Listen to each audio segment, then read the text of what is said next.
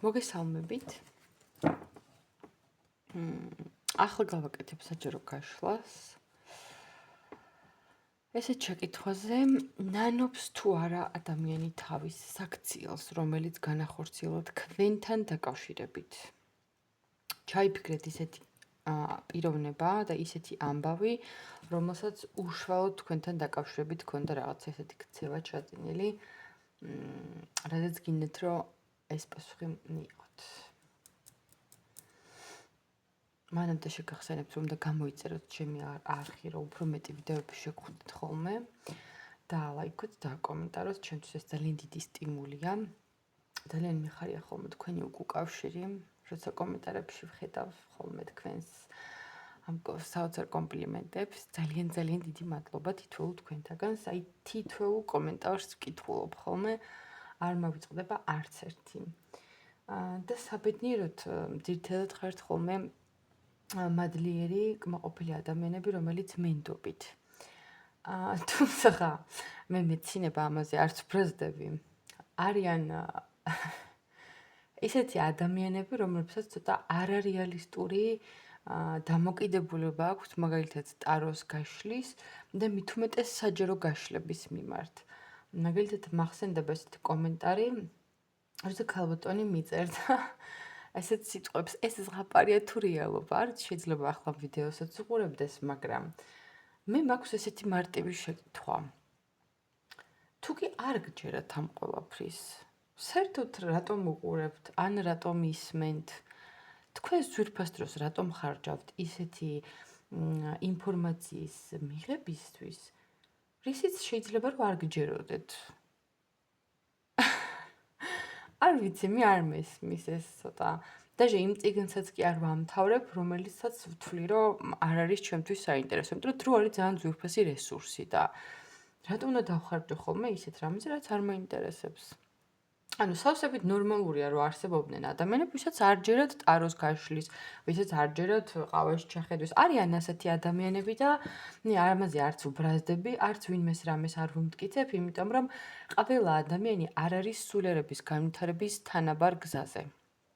იმისთვის, რომ ადამიანს სჯეროდეს ამ ყველაფრის, მისი სულიერი ევოლუცია უნდა იყოს მზად ამ ყველაფრისთვის. ახლა როგორც 5 წლის ბავშვს ვერ აუხსნი რა არის კვანტური ფიზიკა, ისევე ვერ აუხსნი ყველა ადამიანს საიდან და როგორ ვახერხებთ აი ამ ინფორმაციის მიღებას და მით უმეტეს თქვენამდე მოტანას, თუნდაც ტაროს ან ნებისმიერი მანტიკის, ანუ მკითხაობის ინსტრუმენტით.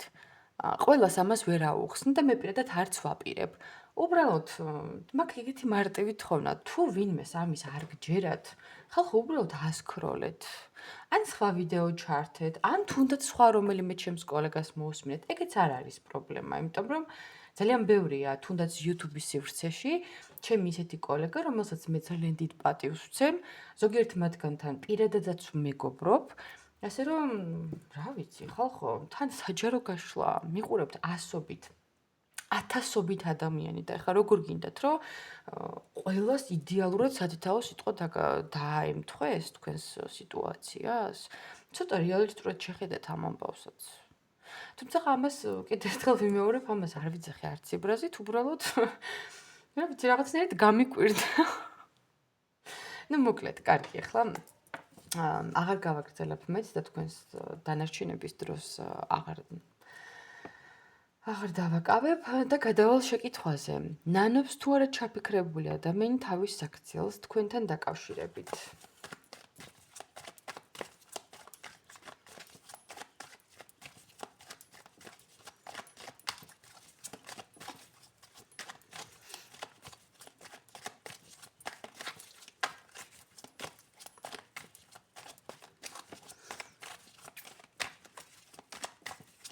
მოდი იყოს სამი ვარიანტი.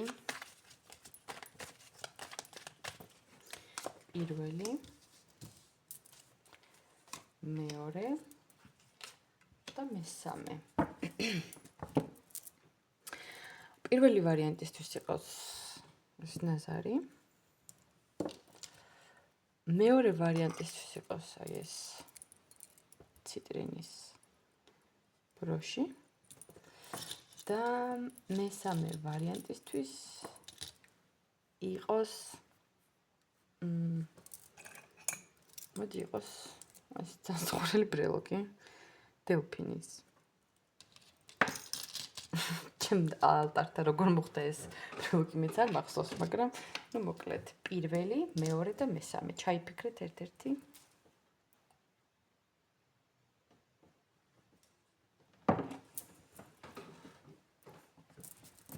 თუ არჩიეთ ვარიანტები მე დავიწყებ პირველი ვარიანტის განხილვით ვის ჩაიფიქრეთ აი ეს ნაზარი ნანობს თუ არა ადამიანი თავის საქციელს სხვათა შორის პირველ რიგში რაც უნდა დავიწყო და რაც უნდა ვთქვა ეს არის ის რომ ადამიანს რაც არ უნდა გაეკეთებინა გააკეთა ძალიან დაუფიქრებლად და ისე რომ ეს მთლად მისი გადაწყვეტილება არ იყო ბოლომდე თვითონაც ვერ იაზრებდა რას აკეთებდა მაგრამ აი მე ვხედავ ესეთ რაღაცას რომ თითქოს ეს ადამიანი გააქეზეს აიძულეს ან შთააგონეს რომ ესე მოქცეულიყო და გაეკეთებინა ის რაც გააკეთა იმიტომ რომ შეხედეთ არკანს უბრალოდ შეხედეთ არ ვიცი კარგად ჩანს თუ არა მეც ფოკუს გავასწორებ და აი ხედავთ ქალბატონია თვალებ ახვეული და გარშემო აი ეს ადამიანები უხსნიან თუ სად უნდა წავიდეს და რა უნდა გააკეთოს აი ეს თქვენ ჩაფიქრებული ადამიანიც აი ამ თვალებ ახვეული ქალივით იყო აკეთებდა ისეთ რაღაცას რაც თვითონაც არ ესმოდა და აი სხვა ადამიანების ნალაპარაკების გავლენის ქვეშ იყო რეალურად მოდი აბა ჩავყვეთ ახლა უფრო დეტალურად ახსნათ ადამიანი ეხლა და ამ მომენტისთვის თქვენთან დაკავშირებით რა დამოკიდებულებაშია ესე ვეკითხოთ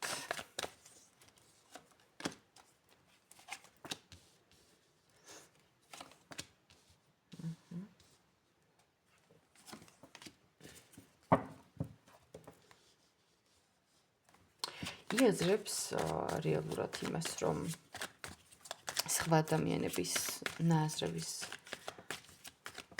გავლენის ქვეშ რომ არის გაიაზრა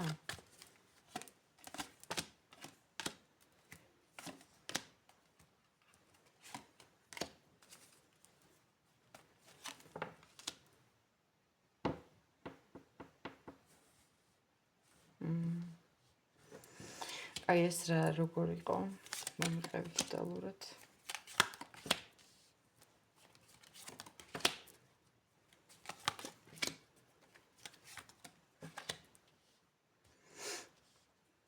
კაი და უშუალოდ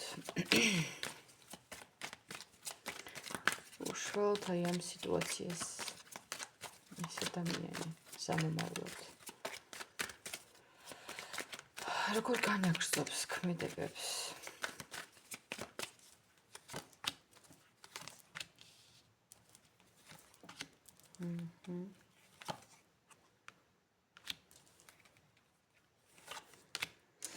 და საბოლოო შეკითხვა ნანობს ადამიანი თავის აქციელს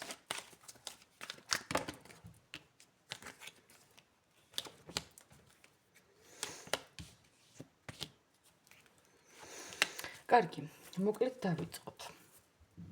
ჩაფიქრებული ადამიანის დამოკიდებულება ხა თქვენთან დაკავშირებით არის ძალიან ისეთი გაორებული, ძალიან ორჭოფობს, თითქოს არ მიუღია გადაწყვეტილება იმის შესახებ, როგორ უნდა მოგიდგეთ, რა გააკეთოს და აი ეს პროცესი რეალურად ეხლა რაშიც იმყოფება არის ჯერ კიდევ ესე აწონდაწონვის მდგომარეობა აქვს, გადაწყვეტილებას იღებს ჯერ კიდევ თითქოს ეს სიტუაცია თქვენში ცოტა არ იყოს და ახალი ამბავი ხა მთლად 5 და 9 წლის წინანდელი მომხდარი არ უნდა იყოს ასე მგონია ყოველ შემთხვევაში პირველ ვარიანტთან და სხვათა შორის ეხლა ისეთი სიტუაცია აქვს რომ აი მაქსიმალურად ცდილობს რომ დაივიწყოს არ იფიქროს ამ ყველაფერზე ყურადღება გადაიტანოს რაიმე სხვაზე რაც მისთვის სიხარულის და პოზიტიური ემოციების მომნიჭებელია და მთლიანად ორიენტირებულია რაღაცა იმ თავის ცხოვრებაზე, რაც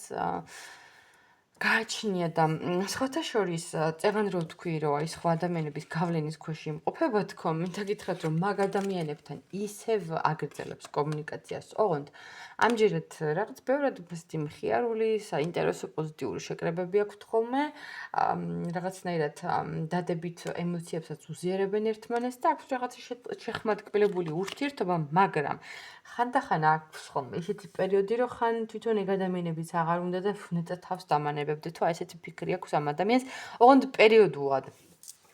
იმიტომ რომ შეიძლება ცოტა ძალიან შეწუხებულია იმ ფაქტით, რომ ესე თავის შუაზე დაატარებენ ეს ადამიანები, მაგრამ ამ ადამიანს, აი ამ თქვენს მიერ ჩაფიქრებულ სიტუაციასთან დაკავშირებით შესაძლებელია ჰქონდა ძალიან მნიშვნელოვანი სიზმარი, ნანახი. ან შესაძლოა ახლახანს დაესიზმრა რაღაც ისეთი, სადაც შეიძლება ნახა რომელიმე მისი გარდაცვლილი ახლობელი და სხვათა შორის აი აქ რაც მოდის ამ ადამიანმა აი ამ სიზმარს მიენჭა ძალიან დიდი მნიშვნელობა. ახლა ძალიან გთხოვთ კომენტარებში ნუ წამოვა ამაზე რაღაცა ესეთი დამოკიდებულება, იმიტომ რომ სიზმრები კიდე ჩვენთვის ცალკე ცხოვრებაა და ვინც ინტუიციური ადამიანები ვართ და ხართ, ხშირად ჩვენი სიზმრები გვიხდება ხოლმე და ნუ იქ კიდე მართლა ცალკე სხვა ცხოვრება გვაქვს რა. ეხლა ვისაც არ ჯერა, ნუ გჯეროდეთ, მაგრამ მრავალი ადამიანია, ვისაც სიზმრები უხდება და ამას აქ თავისი ახსნა მეცნიერულიც და ეზოთერულიც. ხო და მოკლედ ამ ადამიანს დაესიზმრა რაღაც ძალიან მნიშვნელოვანი. ისეთი, რამაც მას აფიქრებინა, რომ აი ეს პრობლემური სიტუაცია მოგვარდებოდა მისთვის სასიკეთოდ, მისთვის პოზიტიურად და რაღაცნაირად თითქოს აი რაღაცა დამშვიდდა. ანუ დამშვიდდა იმ მხრივ, რომ მიხვდა, რომ სანერვიულო აღარაფერი არ აქვს და აღარ იშლის ნერვებს, იმიტომ რომ არ ვიცი, როგორც გითხარით, დიდი ალბათობით გარდაცვლილი წინაპარი და ნუ არ ვიცი, ვიღაცა ვინც ყავს გარდაცვლილი, ის დაესიზმრა და შეიძლება კარგად აქვს, ასე ვთქვათ, დაცდილი იმ ადამიანის ნახვა სიზმარში. ყოველ შემთხვევაში, აი ამ რაღაცა ტრანსცენდენტალურ, ასე ვთქვათ, სამყაროსთან ურთიერთობამ ამ ადამიანს მოუტანა სიმშვიდე და დიდად აღარ შფოთავს შეიძლება ამ ამბავთან დაკავშირებით. უშუალოდ ნანობს თუ არა ადამიანი მომხდარს, გვაქვს ჯერ აი აქ, არ გადამიშლია, ესე დავტოვებ, ჯერ იყოს და მოკლედ ჯერ ქმედებები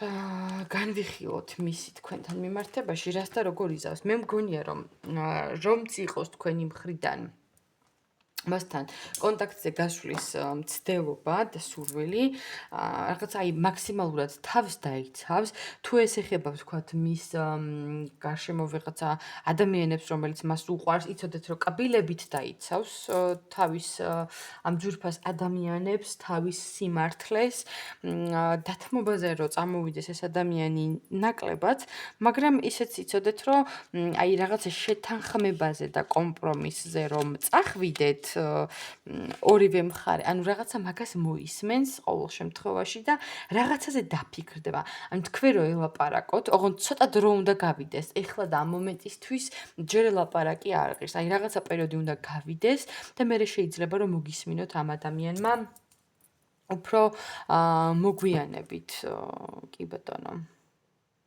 ხო და რაღაცები აი თავიდან გადაიაზროს და თავიდან გაანალიზოს. და სხვათა შორის აი ამ მოლაპარაკების პერიოდში შეიძლება თქვენთან არ აღიაროს, მაგრამ გულისიღრმეში მაინც გაიაზრებს იმას, რომ ბოლომდე მართალი თვითონაც არ იყო და თლათ მისი ქცევა რო ჯანსაღი არ იყო, მაგასაც გაიაზრებს. ეხლა ვიკითხოთ უშუალოდ ნანობს თუ არა.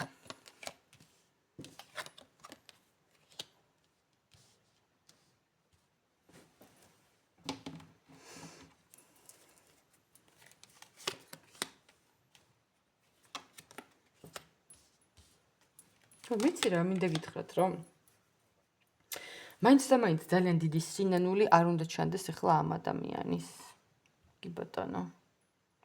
იმიტომ რომ მე ახლა აქ რასაც ვხედავ, აი იცი როგორი დამოკიდებულება აქვს, რომ აი რაც სათქმელი გქონდა, თითქოს ყველაფერი გითხრათ, გულიდან ყველაფერი ამოიღო.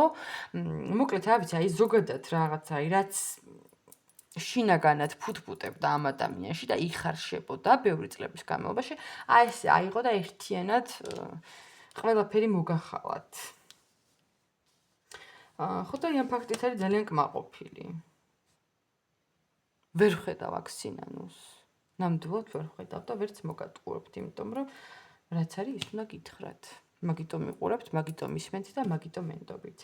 ეს იყო პირველ ვარიანტს. თან რაც ამ ეტაპისთვის ჩანს და არის თქმაც ისურვა ტარომ, მე ხომ და დაგემშვიდობოთ თქვენ და გადავიდე მეორე ვარიანტთან.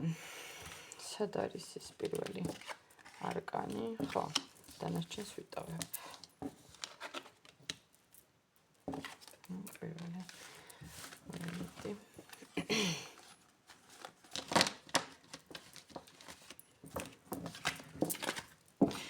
მეორე ვარიანტი, ვინც ჩაიფიქრეთ, აი ეს ვერ ვიჯერ. ეს ვარიანტი, ვინც ჩაიფიქრეთ. რა ხდება თქვენთან? ნამდვილად ნანობს. თან საკმაოდ განიცდის მომხდარს. აი როცა მარტო რჩება, თავის ოთახში თუ რა ზოგადად აი როცა ადამიანი თავის თავთან მარტო რჩება და ფიქრის შესაძლებლობა ეძლევა, აი ასეთ დროს, ასეთ მომენტში განსაკუთრებით უმძაფრდება ის ემოციები, რასაც ქვია სინანული, სევდა, დანაშაულის გრძნობა და საერთოდ ძალიან ნაწყენია ადამიანი იმ ყველაფრით, რაც მოხდა. მოდიებთ ჩავეძიოთ ზოგადად ახლა ამ ადამიანის დამოკიდებულება თქვენთან მიმართებაში.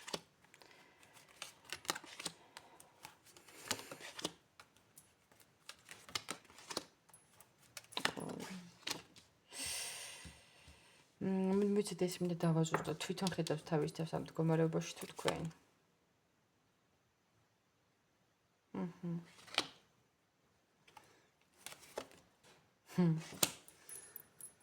გავიგე.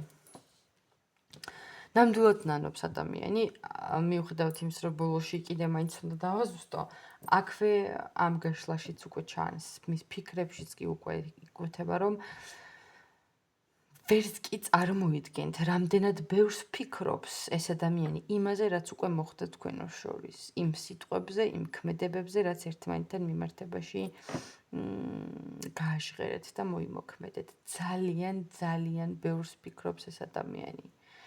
აი დღის განმავლობაში რამდენჯერმე შეიძლება ახსენდებოდეთ და თავის თავს ხედავს უკვე აი დამარცხებულად, თან იცით როგორ დამარცხებულად, რომ აი ადამიანს რომ ძალიან აი ჟარგონით ვიტყვი, უტყდება ის სიტუაცია და ის მდგომარეობა, რაშიც აღმოჩნდა.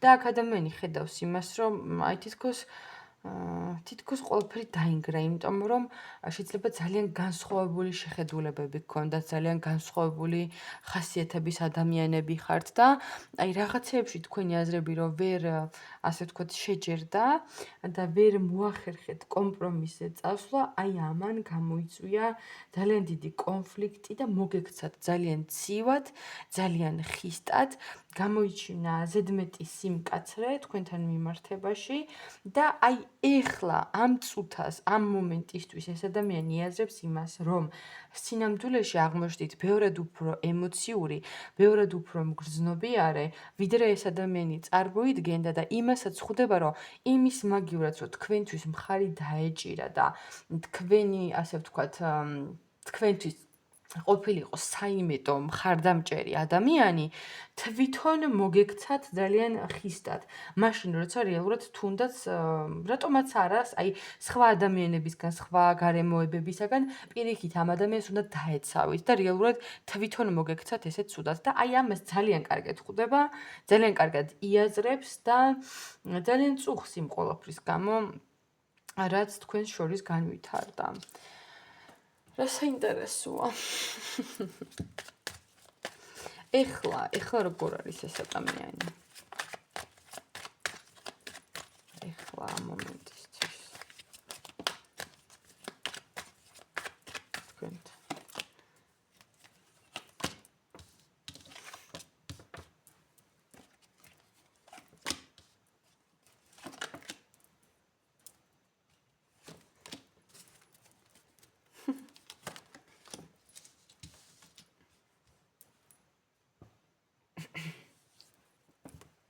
ეხლა როგორ არის თქვენთან მიმართებაში და ძალიან ბევრს სოციალური ქსელებით შეიძლება გათვალიერებდეთ. თუ საერთო ნაცნობები გყავთ, საერთო ნაცნობებისგან შეიძლება ცდილობდეს მოიძიოს ინფორმაციები თქვენზე და გაარკვიოს, როგორ ხართ, რანაირად ცხოვრობთ, რა ხდება თქვენს თავს და ასე შემდეგ რა. ადამიანი გათვალიერებთ ყველა შესაძლო გზიდან და ყველანაირად ცდილობს გაარკვიოს თუ როგორ ხართ, სადა ხართ და ასე შემდეგ. და სხვათა შორის იმასაც ხედავს, რომ თქვენი ცხოვრება არის ბევრად ჰარმონიული, ბევრად დალაგებული, უფრო მეტად თვითკმარი ხართ, უფრო გაზრდილი ხართ პიროვნულად, უფრო შემდგარი, უფრო ლამაზი და ასე შემდეგ. ანუ ხედავს, რომ თქვენი ცხოვრება უკეთესობისაკენ შეიცვალა და ასე ვთქვათ, არ გამოეკიდეთ, არ გამოეტირეთ, კალთები არ ჩამოახიეთ და გააგრძელეთ ცხოვრება ძალიან ბედნიერად და აი ამ ყველაფერს რო ხედავს, მაგაზე კიდე ცალკე სახის ჩამოხოკვა უნდება ადამიანს. ახლა აქ რასაც ვხედავ რა. ნუ რა ესეთი აი მისი მოქმედებები, აბა თუ საერთოდ მოიმოქმედებს რაიმე თქვენთან დაკავშირებით. რა შესაძლო მოქმედებებსა და განვითარების, ასე ვთქვათ, პერსპექტივას უნდა ველოდოთ მისგან, ან მობოდიშება, ან რაიმეს ახსნა, ან შერიგების მცდელობა, აი სადმე რამე აბა. რაღაცა ხო.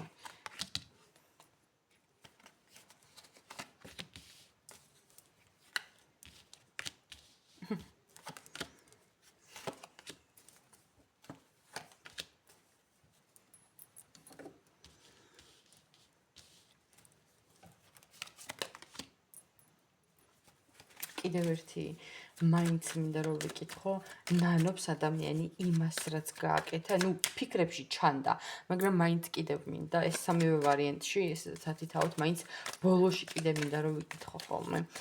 ანუ ესე გადავწყვიტე გაშლის დასაწყისში, ნანობს ადამიანი.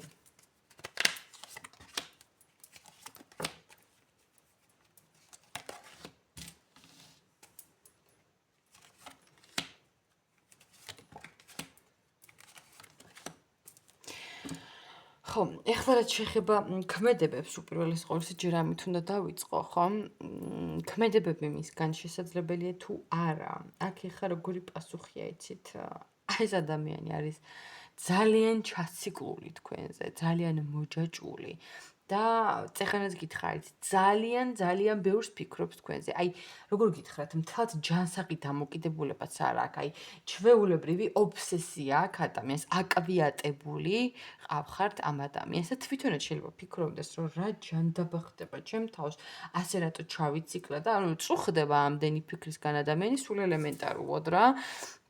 მაგრამ ამ ადამიანს გონია, რომ რომც დაბრუნდეს, თქვენ მას აღარ მიიღებთ, რომ თქვენ ის აღარ გჭირდებათ და თითქოს ზურგს აქცევთ. ნუ მას ესე გონია და აი ეს ფაქტი ძალიან აბრკოლებს ამ ადამიანს იმისთვის, რომ თქვენთან მოვიდეს, თან კიდე პლუს ხედავს იმას, რომ თქვენ ძალიან მშვიდად და ბედნიერად ცხოვრობთ და ამ ადამიანს გონია, რომ მე რომ მივიდე, აი ხლა ამას მე რაღაცი ვჭირდები, ხო?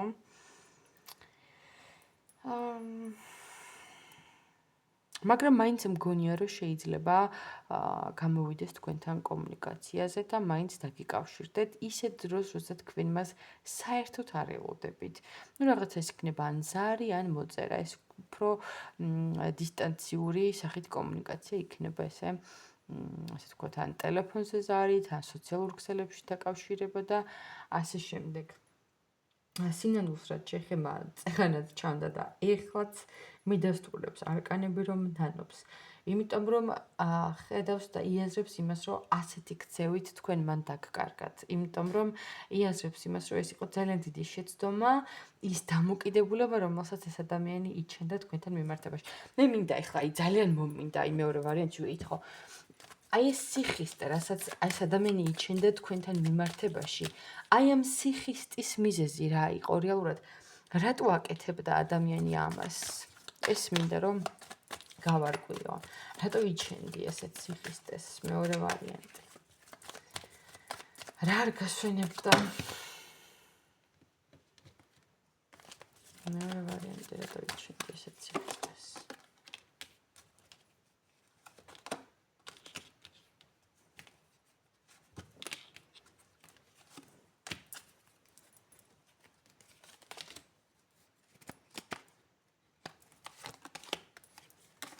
მე რთო რა კრეტინია, არ გეწყინოთ.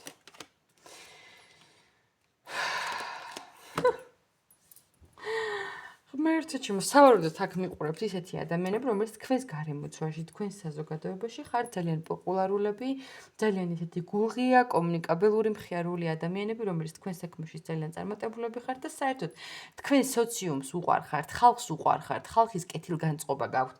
თუ ქალბატონები მიყურებთ, შეიძლება თქვენი სილამაზით, თქვენი ხასიათით ბევრ, ასე ვთქვათ, მამაკაცს მოწონდეთ, ბევრი ადამიანი ინტერესდებოდეს თქვენით და ეს ადამიანი რო ხედავს იმას, რომ ესეთი პოპულარული ხართ, ესეთი სასურველი ხართ ყველასთვის და ასე ვთქვათ, ყველა საზოგადოებაში ამ ფაქტის მიმართ რაღაცნაირი შინაგანი რაღაცა ბრაზი აქვს, რომ რას ნიშნავს ახლა ყველა რო ყურადღებას აქცევს, ეს მიჩვეულია ეგეთ მოპყრობას და აი მე სპეციალურად დავაიგნორებ, მე სპეციალურად გამოვიჩენ სიხისტეს, მე არ ავყვები ამ ხალხის ტუტუცურ დამოკიდებულებას, რომელსაც აი რაღაცა უაზრო ჯიბრის მომენტი და ამ ადამიანს ეგონა, რომ თუ ესე მოიქცეოდა, უფრო ძლიერი ადამიანის შთაბეჭდილებას დაგიტოვებდა და აი რატომღაც ეგონა, რომ აი ასეთი ქცევით თქვენს ყურადღებას მიიქცევდა, რომ აი ყველა ყურადღებას გაქცევთ და რაღა ეს გიიდებთ ფეხებზე უხეშად რო ვთქვათ რა, აი გაჩვენებდათ იმას, რომ ვითომ საერთოდ არ აინტერესებდით და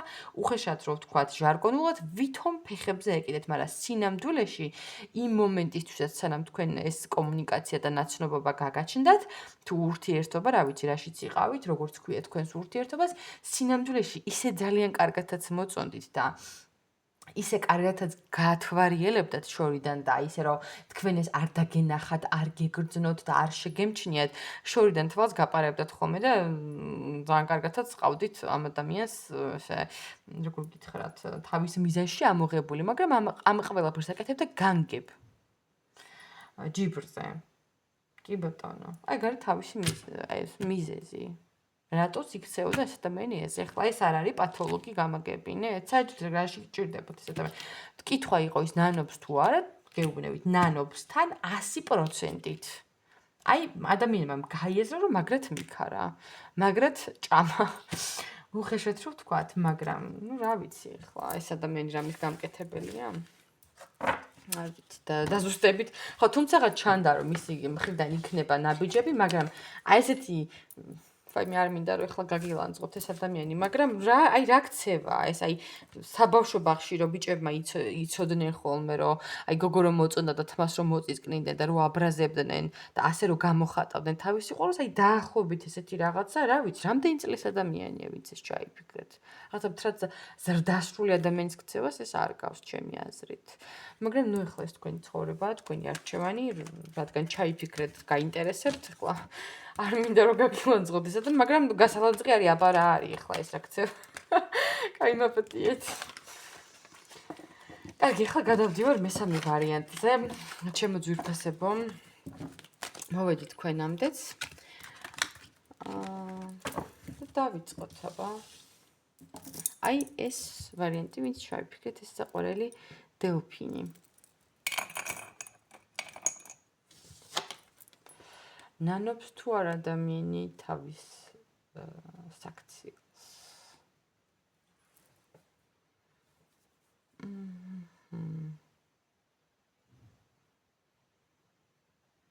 აქ საერთოდ სხვა ენერგია მოდის.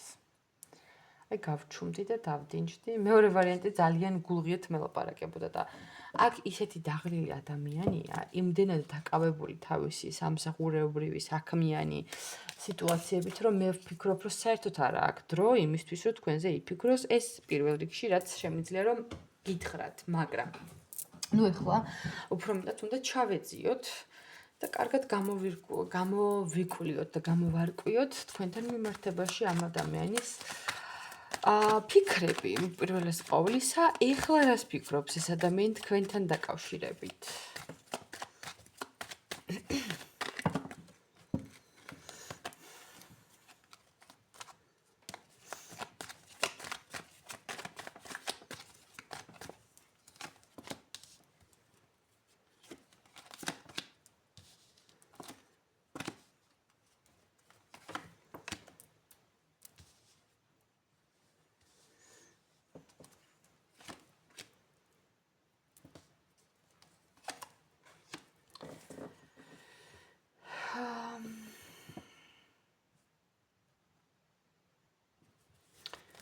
გავაგრძელებ კიდევ ამ შეფასებას დავსვავ თქვენთან დაკავშირებით.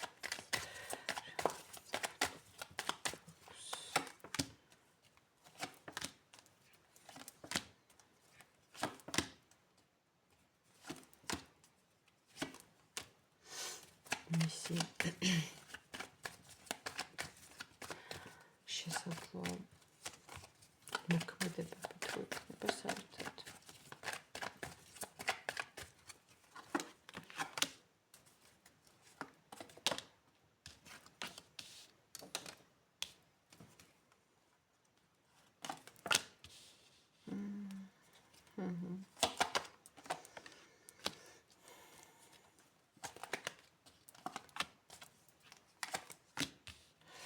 და ნანობს თუ არა ადამიანი.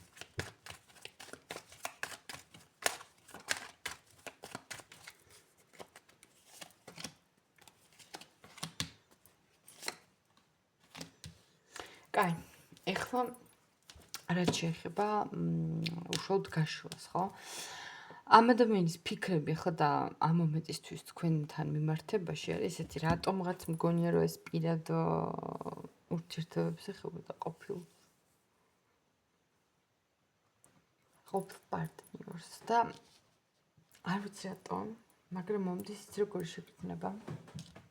თუ ქალბატონები მიყურებთ ახლა ამ ვარიანტში უმეტესად, აი როგორ გითხრათ, აი ნაგლი კაცები რო არიან. აი ცოტა ბომჟები, ცოტა პოხუისტები, აი როგორი ჟარგონებით ვიწყებ ლაპარაკს, ხო ხვდებით? აი რაღაცა ქუჩა, ბირჟა, ვითომ რო სულ ბჭყალებში ჩალიჩობენ, მაგრამ ამათი სამსახური და ამათი ფინანსური სიმყარო რო არავის არ უნახავს. აი რაღაცნაირი ეგეთი ტიპაჟის მამაკაცები შეიძლება რომ იყვნენ უმრავლეს შემთხვევაში, მაგრამ არა ყველასთვის. აი თითქოს აბსოლუტურად შეუფერებელი თქვენთვის და აი შორიდან რომ ვინმე გიყურებდა, შეიძლება ფიქრობდნენ რომ ესენი ერთად რა შუაში არიან. აი თითქოს ესეთი ხალხი ხართ. ნუ არ არის აუცილებელი რომ ყველას პირად ურთიერთობებზე ჩაგეფიქრებინეთ, მაგრამ ნებისმიერ შემთხვევაში თქვენ და ეს ადამიანი ხართ ძალიან შეუფერებლები, ყოველ შემთხვევაში თუნდაც აი სხვა ადამიანების თვალში. რატომღაც მგონია რომ ამ თქვენს ამბავში მხოლოდ თქვენ ორის კონფლიქტი კი არ არის, არამედ სხვა ადამიანებიც უნდა იყვნენ წესით ჩართული და გარეული ამ თქვენს ამბავში. და უშუალოდ თქვენთან მიმართებაში ეს ადამიანი მინდა გითხრათ, რომ მისი განწყობა და დამოკიდებულება შეცვლილია იმასთან შედარებით, ვიდრე ეს ხდებოდა წარსულში. და აი რას გულისხმობ. პირველ რიგში ის რომ შერიგება ახლა ამ ადამიანის მხრიდან ფიქრშიც არ მოიაზრება. ფიქრობს რომ ვერასოდეს ვერ მოგცემთ ისეთ სტაბილურ ურთიერთობას, რომელსაც თქვენ მისგან ითხოვთ და თუნდაც იმსახურებთ, ხო? ესეც კარგია რომ მაგას იაზრებს და თავის თავთან მაინც რო აღიარებს. ეს ერთი და მეორე ბევრად უფრო ლოიალურია თქვენთან მიმართებაში ახლა ეს ადამიანი და აი ესეთი უაზრო ნაგლური დამოკიდებულება აღარ აქვს და ბევრად უფრო ემოციურად უყურებს და უდგება იმ სიტუაციას, რაც თქვენ ორში განვითარდა. სხვათა შორის ეგეც რო ითქვას, მაგრამ შერიგებას ეს ადამიანი საერთოდ არ განიხილავს. აი საერთოდ ფიქრობს, რომ იმდენი რაღაცა გაუკეთეთ ერთმანეთს და იმდენი რაღაცა აკადრეთ, რომ აი ხა შერიგება ამ ურთიერთობაზე საერთოდ აი არც კი უნდა განიხილოთ რა. აი ეს არის საერთოდ არ უშვებს მაგაზრს. საერთოდ. და იმასაც კარგად ხვდება, რომ თქვენ მას აღარც მიიღებთ, აღარც დაიბრუნებთ, იმიტომ რომ აი თქვენ ძალიან თამოყარე ხალხი ხართ და მაგას კარგად იაზრებს და სამმაოდ მისგან ქმედებებს უნდა ელოდოთ თუ არა, არა. ერთადერთი თუ აი შორიდან თუ რაღაცნაირად მოგათვალიერებთ და შორიდან თუ მოგიკითხავთ ეს ადამიანი, ისეც აი ესე თქვენამდე რო არც მოვა, უბრალოდ თქვენზე რო იკითხავს, როგორ ახართ და ასე შემდეგ რა. არა, ნაბიჯები არ იქნება ამ ადამიანის მხრიდან. აი ამ ადამიანმა ყველაფერი დაასრულა რეალურად თქვენთან დაკავშირებით. ეხლა ვიკითხოთ ნანობს ადამიანი. ხო, აი სხვათა შორის ამ ვარიანტში შეიძლება საერთო შვილებიც ყავდეთ და ნანობს იცით რას, რომ თუნდაც მის შვილებს არ დაამახსოვრდეს ცუდად და სამმავლოდ მე ეს არა ისახოს მათ ურთიერთობებზე, ნანობს იმას, რომ ზედმეტად აი რაღაცა ბევრ მითითებას გაძლევდა, ზედმეტად ბევრ რაღაცაში ერეოდა, ზედმეტად ბევრი აგრესია თუ მითითება თუ აი რაღაცა ძალიან გეჭრებოდათ ეს ადამიანი პირად სივრცეში ხშირად ერეოდა თქვენს პირად სივრცეში, თქვენს არჩევანში, თქვენს სურვილებში და აი რაღაცნაირად ეს ადამიანი მოდიოდა მუდმივად რქების თქვენთან ურთიერთობაში და აი ამ ყველაფერს თუ ბავშვებიც ესწრებოდნენ, თუ ბავშვებიც ესწრებოდნენ ამ ყველაფერს და ხედავდნენ, აი ძალიან ნანობს მაგას, იმიტომ რომ არ უნდა რომ მის შვილებს ცუდ მამად ახსენდებოდეთ რა. აი მაგას ნანობს. ეგ არის ახლა მესამე ვარიანტში. რა ინფორმაციაც წამოვიდა. აქ როგორც გითხარით, უფრო მეტად არის აი განქორწინებული, გაშორებული წყვილები, რომელსაც შესაძლებელია, რომ საერთო შვილებიც დაგრჩათ და უფრო მეტად ეს ვარიანტი ეხება აი ასეთ შემთხვევებს. ჩემო ლამაზებო, ჩემო ძვირფასებო, ახლა უნდა დაგემშვიდობოთ. შეგახსენებთ, რომ დალაიქოთ, გამოიწეროთ ჩემი არხი, დამიკომენტარეთ, აბა რამდენად რეზონირდა თქვენ სიტუაციაზე. და შეგახსენებთ პირადი კონსულტაციებისთვის მიკავშირდებით ნომერზე 511 14 91 78. ახლა დაგემშვიდობებით, წარმატებებს გისურვებთ ბედნიერად.